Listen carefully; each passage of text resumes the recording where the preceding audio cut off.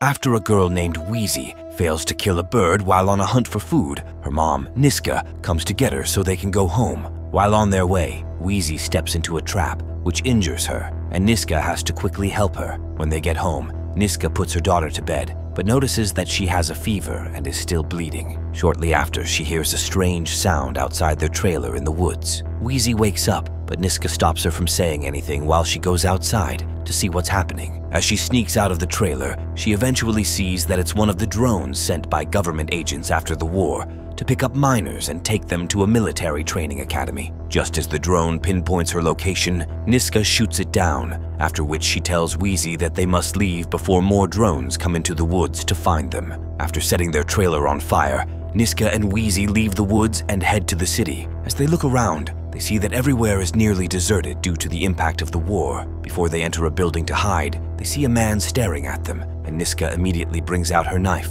The man tells them not to be scared, after which he calls out his son Trey and tells Niska that he has also been hiding his son from the government agents. Niska then looks relieved to hear this, and she eventually enters the house with her daughter. While she's sleeping, Wheezy suddenly goes outside and sees Trey. After staring at each other for a while, Wheezy looks scared as she sees one of the drones on the ground. However, Trey convinces her to come with him to have a look. Even though she hesitates, he tells her that the drone has been there for a while and it's dead. As Wheezy moves closer, she hears something and tells Trey that the drone is still breathing. Trey looks confused because he can't hear anything, but as he takes a closer look, the drone comes on. Niska shows up from nowhere and smashes it before dragging Wheezy so they can hide in a garage. As Trey also runs to meet his dad, some government agents arrive at the scene. Even though his father tries to stop them from taking him, the government agents don't listen to anything when they discover that Trey is still a minor. After the agents leave with Trey, Niska takes Wheezy to another part of the city. As they get there, Niska makes her daughter cover part of her face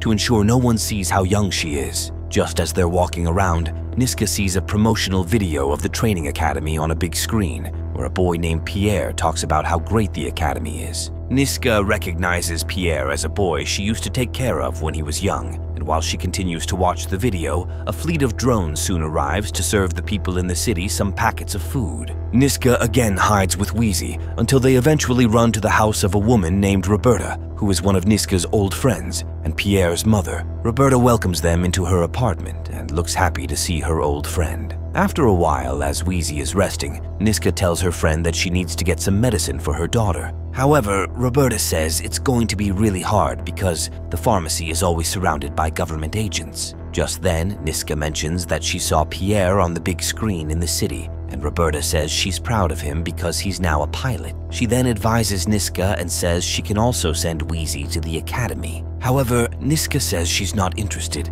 because she would never see her daughter again. Roberta doesn't seem to mind, and she says she's just happy that Pierre can get so much, more than she'll ever be able to give him. She also adds that due to Pierre's involvement in the academy, he's now able to live in an elite city called Emerson. As she also says that Wheezy stands to gain a lot from joining the academy, Niska doesn't want to hear about it anymore. She goes to sleep next to Wheezy on the bed, and as she sees that her daughter's health is getting worse, she starts to wonder what she'll do next. Shortly after, she hears the sound of trucks outside the house, and as she checks the window, she sees that some government agents have just arrived for a routine check of the houses around. As Niska panics because she doesn't know what to do, Roberta tells her to consider giving up Wheezy. Niska then asks if they'll take care of her daughter, and Roberta says Wheezy will be fine. Even though she doesn't want to leave her daughter, Niska hugs Wheezy and lies that she's going to get some medicine for her. She then leaves the house and goes to tell one of the agents that a miner who needs help is inside Roberta's house. With that, they head over there to pick up Wheezy,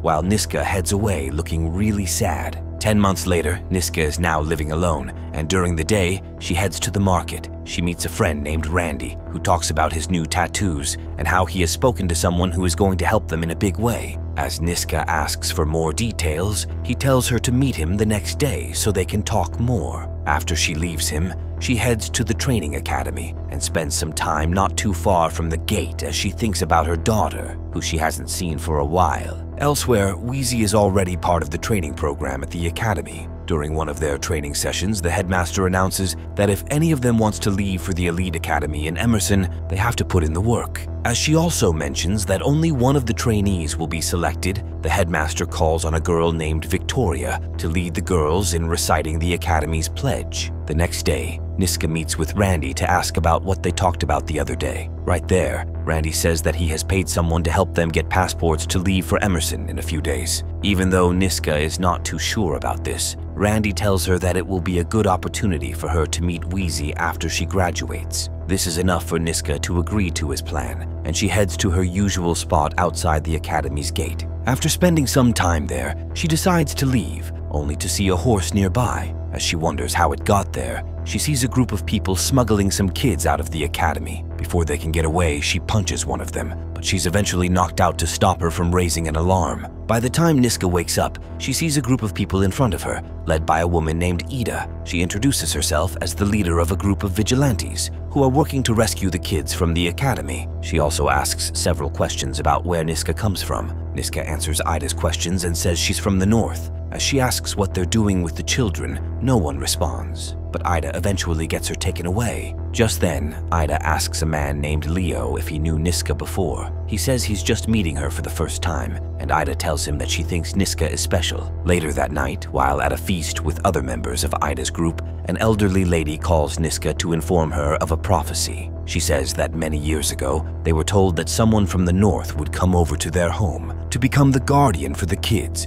who would be saved from the academy. Everyone looks shocked to hear as the woman calls Niska the guardian, but shortly after, they continue their feast and welcome her to their midst. After the feast, Leo helps Niska prepare where she'll sleep, but instead of going to bed, she sneaks out to check on the children that have been rescued. As she sees them, she looks really sad and starts to think of Wheezy again. Ida sees her there and asks if she has a child at the academy, and Niska says she does. Ida then tells her that she's going to try to save her daughter and asks her to go to bed. In the morning, Niska goes to meet Ida to inform her that she needs to leave. However, before she can leave, Ida tells her that Wheezy and the other kids at the academy are in danger. As Niska doesn't understand what she means, Leo explains that the academy is not as great as it seems. Ida also adds that the kids are made to go through unspeakable things, to become puppets for the government agency. Despite this, Niska still says she needs to leave, but Leo tells her that if she doesn't save Wheezy before she gets brainwashed by the officials at the academy, she'll never get her daughter back. With this, Ida offers to help Niska save Wheezy,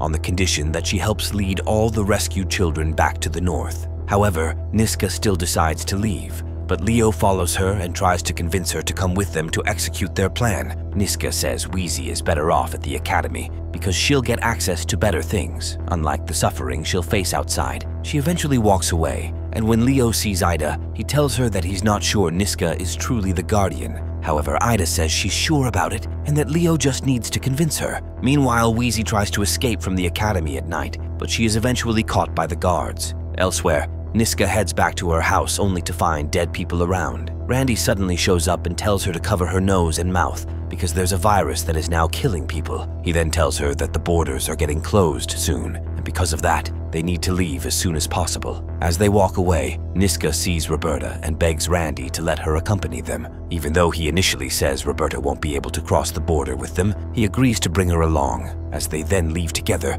they are soon stopped by government agents who tell them that there's a mandatory evacuation in effect. They are cuffed and taken into a bus, where Randy says he'll create a distraction so they can escape. Immediately, he sets off the distraction. Roberta runs out of the bus, only to see Pierre outside. He points a gun at her and tells her to return to the bus, but she tries to get him to drop the gun, saying she's his mother. Pierre doesn't seem to remember her, and as Roberta continues to move close to him, he shoots her. Randy also gets shot as he charges at Pierre, but Leo and one of his other colleagues named Simonis are able to shoot the agents at the scene to protect Niska, who is still in shock. She realizes that what Leo told her could happen to Wheezy is true, and with this, she asks if it's already too late to save her daughter. Leo says it's not too late, but they have to leave immediately. Niska then goes to tell Randy that she can no longer leave with him because she wants to save her daughter first. After this, she then follows Leo and Simonis as they head towards their home in the woods. Elsewhere,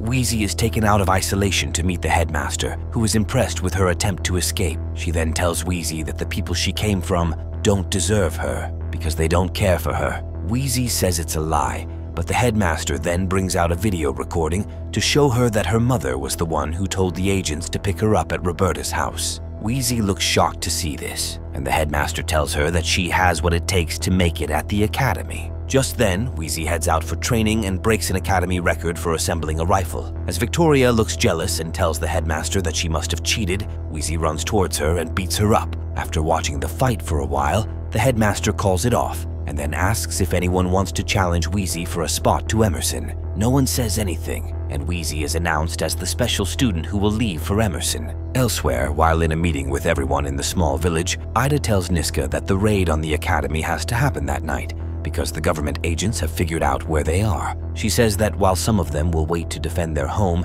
in case of an attack from the agents, Leo and Niska will head over to the academy to get Wheezy. After planning the raid, Leo and Niska succeed in getting into the academy. A while later, Niska finds Wheezy, who looks shocked to see her mom. Wheezy asks why her mother is trying to rescue her when she was the one who gave her away in the first place. Niska says sorry and tells her daughter that she thought she was doing the right thing to protect her. Shortly after, Wheezy accepts the apology, but as she tries to escape with Leo and Niska, a guard is alerted to their presence. He raises an alarm and calls on the other guards to make sure the intruders don't leave with Wheezy. Even though Leo chooses to distract the guards so that Niska can leave, she eventually helps him out when he's about to be killed by a drone. After a while, Niska also gets Wheezy to call on the other kids in the academy so that they can escape together. Wheezy does this, and Leo is able to lead all of them out with Niska. Meanwhile, the government agents have already found where Ida and her people are hiding out in the woods. Ida gives a speech to encourage everyone who is about to fight, after which she tells Simonis to lead them out for the battle. They all then watch as the agents line up in front of them. Shortly after, Leo and the others arrive in a truck and are left surprised that the guards let them pass without shooting at them. With this, they realize that the guards only want to keep them inside the perimeter. As one of the agents shoots a flare into the sky, Wheezy starts to hear the sound of the drones coming, but no one else can hear it. As the drones arrive and are about to shoot, Wheezy runs towards the agents and eventually stops to control the drones. Niska is shocked to see this, but as Wheezy is controlling the drones, one of the agents sneakily crawls away from the others. All the other agents eventually retreat as they see the drones getting ready to attack them. Meanwhile, the lone agent that crawled away tries to shoot Wheezy, but Niska blocks her and gets shot instead. Simonis immediately kills the agent, after which Niska is provided with first aid. As she is then covered with a blanket, Niska holds on to Wheezy and asks how she was able to control the drones. However, Wheezy remains silent and seeks comfort by embracing her mother while her wound is being attended to.